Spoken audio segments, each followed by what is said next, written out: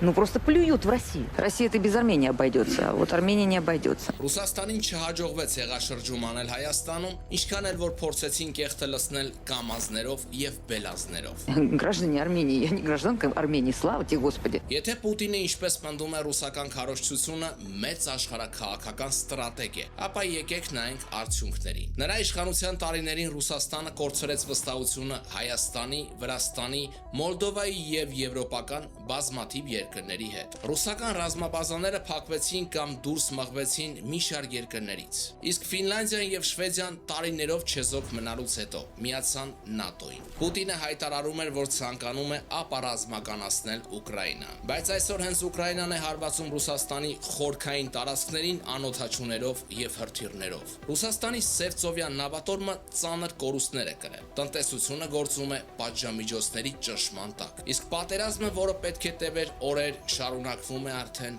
տարիներ։ Ահա սա է իրականությունը, ոչ թե գերտերություն ձևացող, այլ մի երկիր, որի աշխարհաքաղաքական դիրքերը Պուտինի իշխանության օրոք զգալիորեն թուլացել են։ Իսկ Հայաստանը ի հեճուկս ոմանց զարգանում է եւ շարունակելու է զարգանալ։